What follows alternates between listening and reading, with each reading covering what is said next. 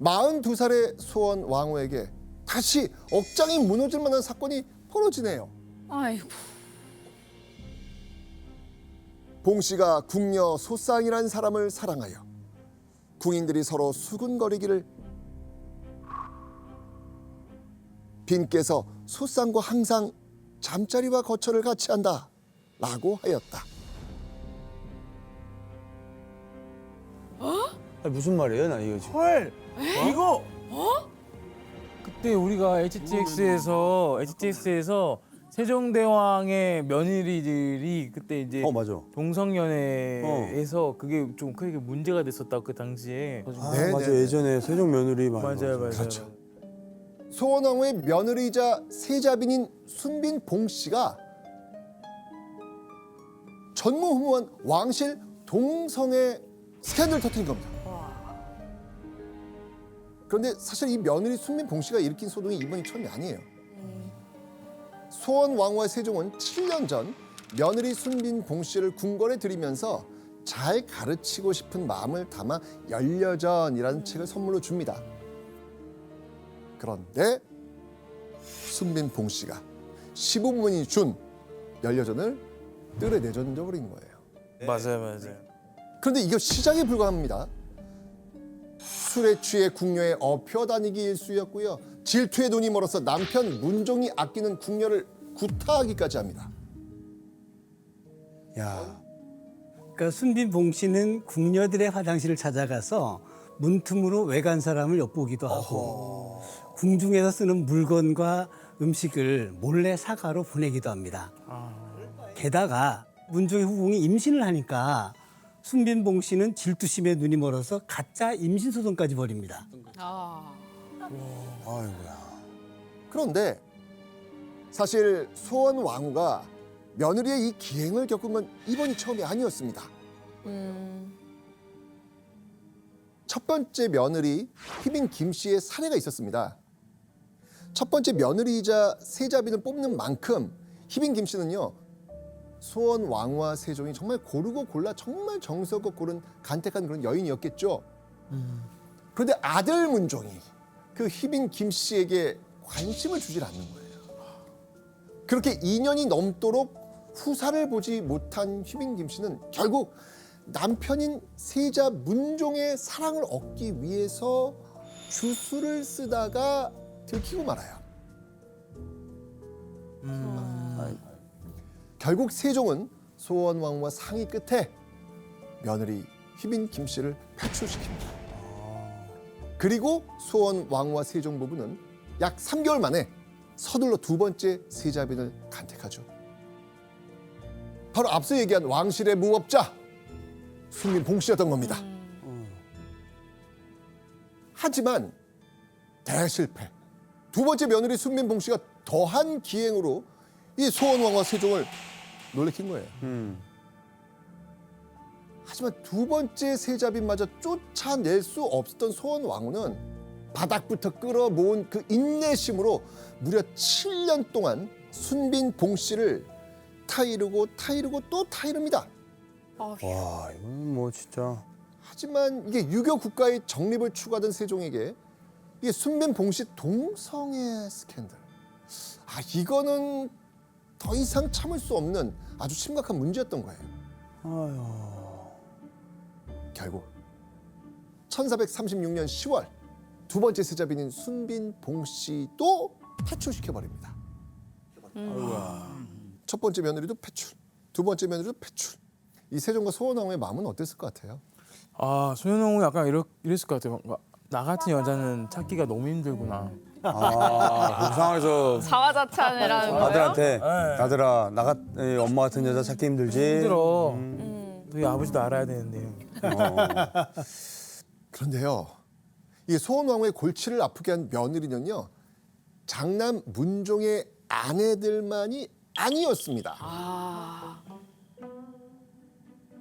이명대군의 아내 남씨는 나이가 12세가 넘었는데 아직 오줌을 싸고 안정이 바르지 못하여 혀가 심이 짧고 행동이 놀라고 미친 듯한 모습이 있었다. 이명대군은 소원 왕후와 세종사에서 태어난 네 번째 아들이에요. 그런데 이명대군과 결혼한 아내 남 씨가 12살이 넘었는데도 아직 오줌 싸고 눈동자가 바르지 못하고 혀가 심이 짧고 미친 듯한 모습을 보인다는 거잖아요. 결국 세종은 이명대군을 이혼시킵니다. 그리고 약 반년 뒤 소원왕후와 세종은 새로운 며느리감을 찾아 이명대군을 재혼시킵니다. 이명대군이 14살에 2번이나 장가를 간 거예요. 와 14살. 그런데 어린 나이에 반복된 이혼과 결혼 때문이었을까요? 이 사남 이명대군이 엇나가네. 학문을 좋아하지 아니하고 여색에 침음하니 여색으로 2번이나 꾸지람을 듣고도 오히려 뉘우쳐 고치지 아니하였다. 이명대군이 학문은 뒤로 하고 온갖 여인들을 건들며 방탕한 생활한 거예요. 기방을 드나들며 첩을 들이는 것은 물론이고 궁궐에서 일하는 노비 신분의 여자들도 그냥 스쳐 지나간 법이 없네요. 약간 양녕대군 느낌으로 가는데요. 그렇죠. 자, 이쯤에서 다들 눈치채셨을 소원왕후의 마지막 한 며느리의 기행과 아들의 비행이었습니다. 며느리까지.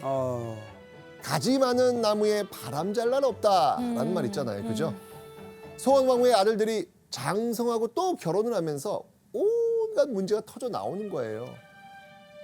그렇게 소원왕후가 켜켜이 쌓인 한으로 지쳐가던 1441년 7월 23일 47살의 소원왕후가 모처럼 한박 웃음을 짓는 일이 생깁니다.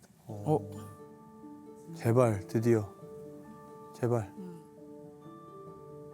이제 적손이 생겼으니 나의 마음이 기쁘기가 진실로 이와 같을 수 없다. 오. 아들 문종의 세 번째 부인 세자빈 양원건 씨가 적손, 즉 적통으로 이어지는 손자를 낳은 겁니다. 누굴까요? 아 단종. 그렇죠. 그렇죠. 적장자 문종에서 적손 단종으로 이어지는 왕실의 후사에 소원왕후는 마음 깊이 안도의 한숨을 내쉬었겠죠. 이제 소원왕후는 마음의 짐을 내려놓고 자라나는 손주의 재롱을 지켜보려고 하지 않았을까요? 그런데 불과 3년 뒤인 1444년 11월 50살의 소원왕후에게 느닷없는 불행이 닥칩니다.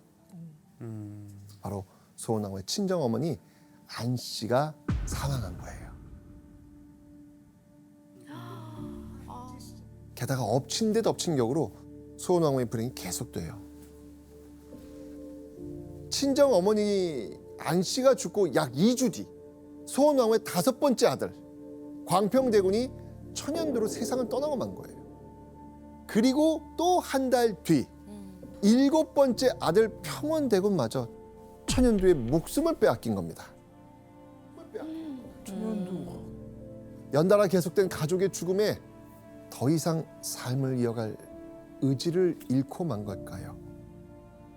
몸도 마음도 무너진 소원왕후는 결국 병석에 눕고 맙니다.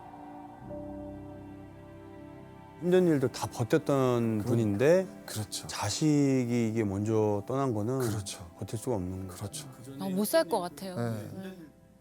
아내 소원왕후를 어떻게든 살리고 싶었던 세종은 남아있는 아들들과 사당과 불당을 오가며 기도하고 또 기도합니다. 그리고 이때 세자 문종과 대군들은요 어머니를 향한 간절한 마음으로 특별한 의식까지 벌이게 돼요. 세자가 팔을 불에 태우고 여러 대군과 내수들도 다투어 서로 팔을 불에 태웠다. 세자 문종과 대군들이 자신의 팔을 불태우는 것은요 불교에서 말하는 고행의 한 방식입니다. 그러니까 세자 문종을 비롯한 소원왕후의 아들들이 생사를 불로 지지면서 어머니를 살리고 싶은 절실한 마음을 담아 기도를 한 거예요. 하지만 아들들의 이런 지극정성에도 1446년 3월 24일 소원왕후는 호련히 세상을 떠납니다. 52세의 나이로 소원왕후가 한 많은 삶의 마침표를 찍은 겁니다. 경기도 여주에 있는 조선 최초의 합장릉, 소원왕후와 세종의 무덤입니다.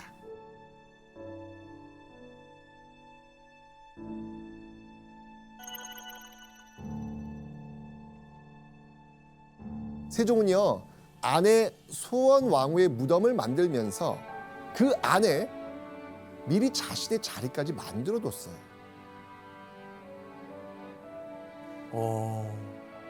살아있는 왕이 왕비의 무덤에 자신이 안치될 자리를 미리 만들어 놓는 건 조선 역사상 세종이 유일했다고 합니다. 후궁을 열어두었던 세종이지만 죽어서도 함께할 반려는 오직 소원 왕후뿐이었던 것이죠. 세종이 좋은 왕으로 좀 기억될 수 있었던 것 중에 하나는 소원 왕후가 있었기 때문에 그 이유도 있지 않을까 생각이 됩니다.